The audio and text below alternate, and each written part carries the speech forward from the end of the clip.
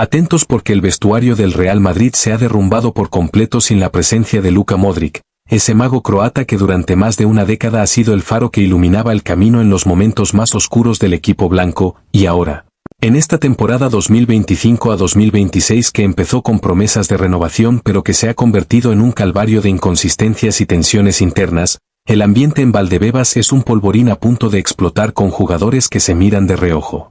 Veteranos que cuestionan las decisiones de Carlo Ancelotti en su regreso sorpresa tras un año sabático, y jóvenes promesas como Arda Güler o Endrick que se sienten marginados en un sistema que parece haber perdido la brújula sin el metrónomo que era Modric, quien decidió colgar las botas el pasado verano de 2025 tras una emotiva despedida en el Bernabéu donde levantó su sexta Champions pero dejó un vacío imposible de llenar con fichajes como el de Florian Wirtz que aún no se adapta al ritmo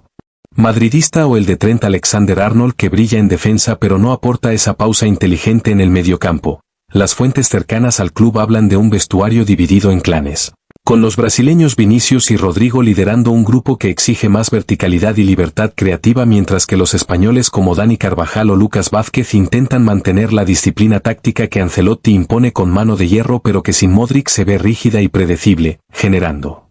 frustraciones que explotaron en una reunión interna tras la derrota en el Clásico del 26 de octubre de 2025 donde el Barcelona les endosó un humillante 4-0 en el Camp Nou con un hat-trick de Lamine Yamal que dejó al descubierto las carencias defensivas y la falta de liderazgo en el centro del campo. Un partido que dolió como una puñalada en el corazón del madridismo porque no solo perdieron los 3 puntos sino que vieron como su eterno rival les pasaba por encima con un fútbol fluido y letal.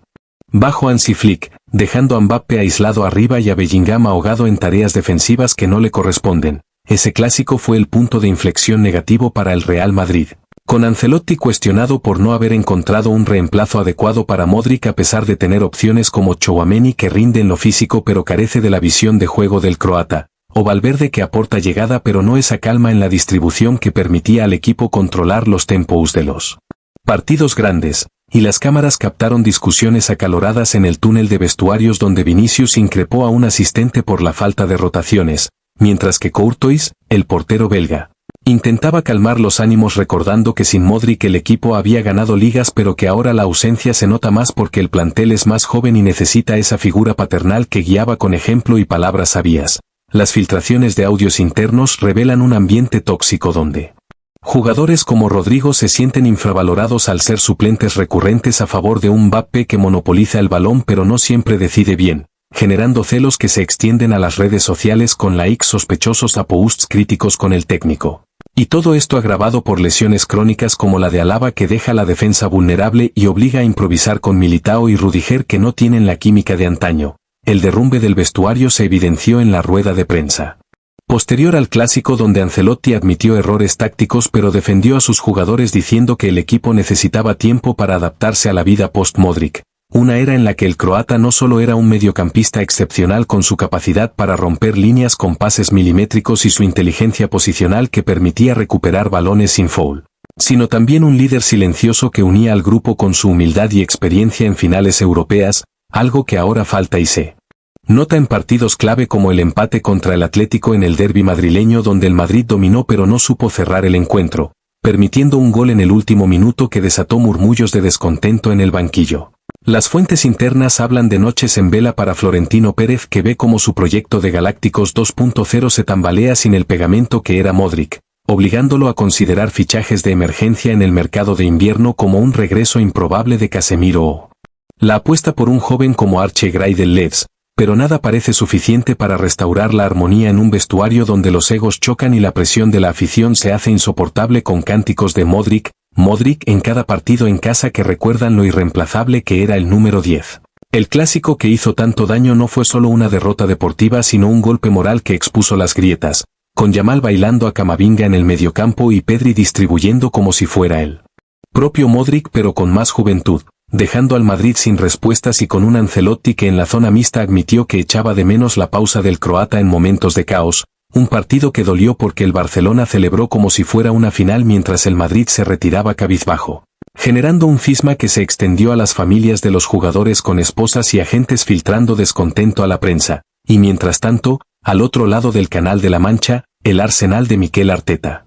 Vivió un match dramático contra el Crystal Palace en la jornada 18 de la Premier League el 21 de diciembre de 2025. Un empate 2-2 en el Emirates que se sintió como una derrota para los Gunners, que dominaron el encuentro con un 70% de posesión y 22 tiros a puerta, pero no pudieron superar la muralla defensiva de los Eagles liderada por Mark Gay. Un partido que empezó con un gol tempranero de Saka en el minuto 5 tras una asistencia magistral de De Gea, pero que se complicó cuando Palace igualó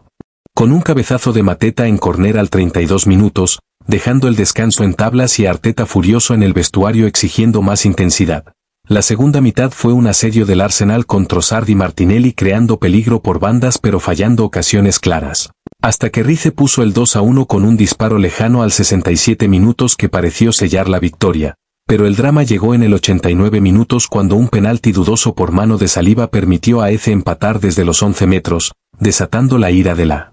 afición gane, que vio cómo se escapaban 2 puntos vitales en la carrera por el título contra un Manchester City imparable. Un resultado que dejó al Arsenal en segundo lugar a 3 puntos de los Citizens y con Arteta cuestionado por no cerrar partidos contra rivales inferiores. Destacando la ausencia de un killer como Haaland en ataque, donde Nketiah no convenció como suplente de Havertz lesionado. Este empate dramático expuso las vulnerabilidades del Arsenal en defensa aérea y en gestión de finales de partido, con Arteta admitiendo en rueda de prensa que el equipo pagó caro sus errores y necesita reforzarse en enero con un central de élite como Murillo del Nottingham Forest para evitar más tropiezos, mientras la afición cantaba We Want Our Arsenal Back, recordando glorias pasadas pero frustrada por no capitalizar el dominio. Un match que dolió porque Palace celebró como una victoria moral y dejó a los Gunners con la sensación de haber perdido más que empatado, agravándola presión en un calendario congestionado con Champions y FA Cup por delante.